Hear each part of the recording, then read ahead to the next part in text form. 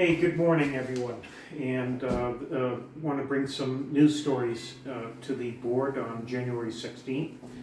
From January 16th, we have story one has to do with the Biden farewell speech. Biden delivered his farewell speech yesterday, reflecting the administration's commitment to upholding democracy. He emphasized the importance of unity and resilience in the face of challenge. As he prepares to leave office, Biden highlighted key achievements and urged Americans to continue to fight for democratic values. What were the democratic values that administration brought to us? Stay tuned for more updates on this transition of power, which is coming soon. We have story number two, FDA bans red number 3. Finally, the FDA is stepping up and looking to protect some of its own people. Health news: FDA has officially banned red number 3 in artificial coloring commonly used in beverages and candies. This decision comes amid growing concerns over potential health risks associated with the dye. FDA action aims to protect consumers, particularly children, from harmful substances in their food. We'll keep you informed of this. On a secondary note, I saw that they're not going to do anything about implementing this red number 3 ban until 2027. That really doesn't make sense. But story number 3, we have a U.S. inflation update. Economic report shows that U.S. inflation has risen 2.9% as of December. This increase raises concerns amongst economists and consumers about the cost of living and purchasing power. Analysts are closely monitoring the situation as inflation continues to fluctuate. It's been climbing for the last 3 sessions higher. Okay, we'll keep you up to date on that. Story 4 has to do with South Korea. Political news: South Korean President Yoon Suk-yeol has been arrested over a failed attempt to impose martial law. Again, he apparently was trying to suppress protest, and that really didn't work out for him. So South Korea is up in arms. We have a SEC lawsuit against Elon Musk. I don't know how long that's going to last, but in tech news, SEC filed a lawsuit against Musk, alleging he failed to properly disclose his ownership of Twitter. Doesn't make sense. It seemed to be pretty open. Lawsuit could have significantly impact for Musk's and his business dealings. This is old news brought forward. Story number 6.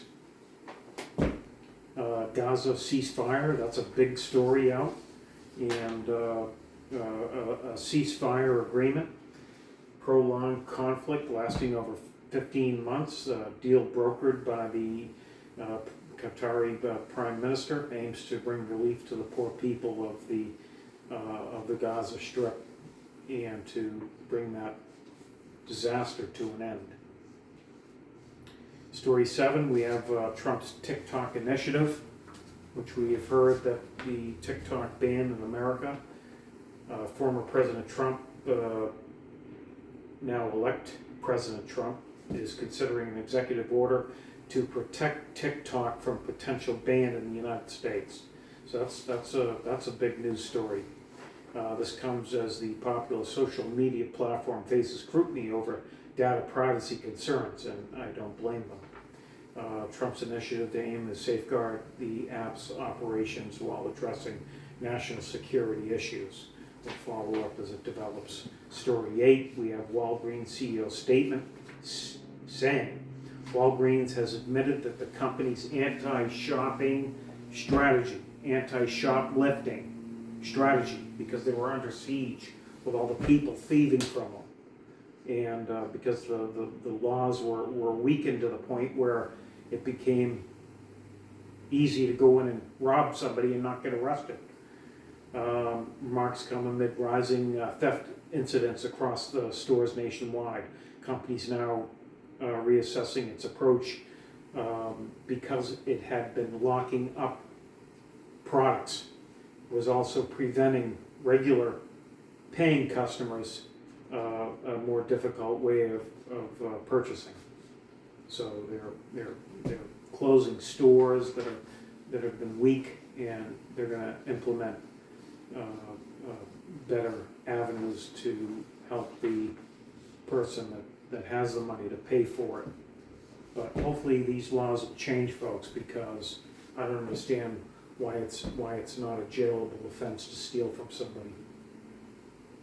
The Montana's transgender bathroom ban. So the House has endorsed, the Montana House, I believe, of Representatives has endorsed a ban affecting transgender individuals in public bathrooms. Thank God. The controversial measure has sparked debate over civil rights and inclusion. Advocates of LGBTQ rights are mobilizing to challenge the legislation, which they believe discriminates against transgender citizens. We'll keep you updated on the legislative process and the reaction of that.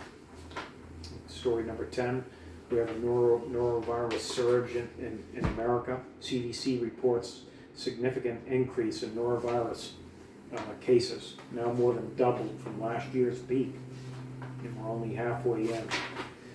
Health officials urging public to take precautions, especially during the winter months when outbreaks are common. Symptoms include all those flu-like symptoms that we all know about.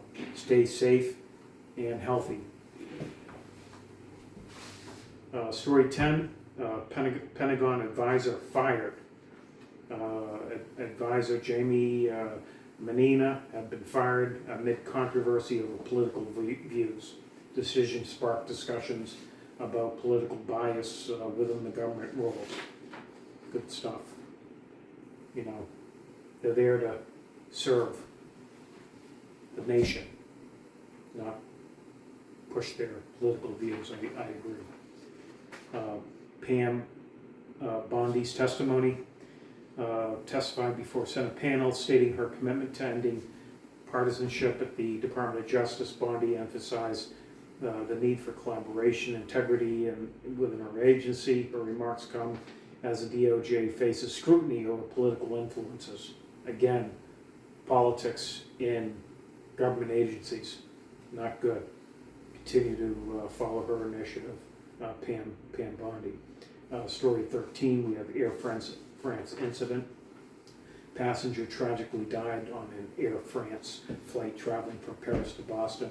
Incident has raised concern about airline safety and emergency protocols. Authorities are investigating the circumstances around the death. Okay. People die. They die everywhere.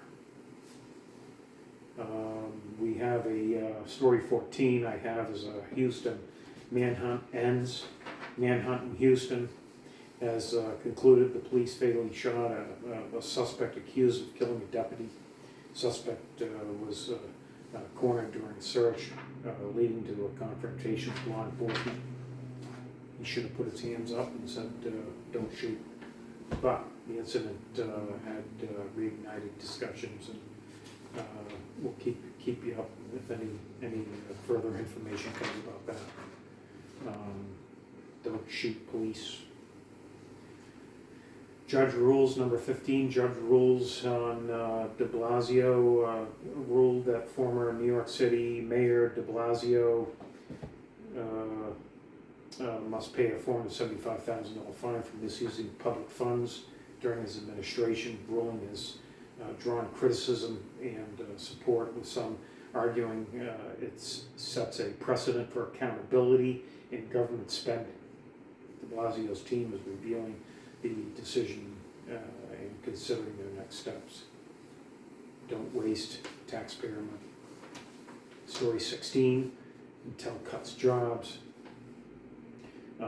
Intel has announced the shedding of 3,000 jobs in Oregon through layoffs, buyouts, and attrition. The decision comes as the tech giant faces challenges in the semiconductor market. Employees and stakeholders are concerned about the impact on our local economy. Intel aims to streamline operations while remaining competitive in the industry.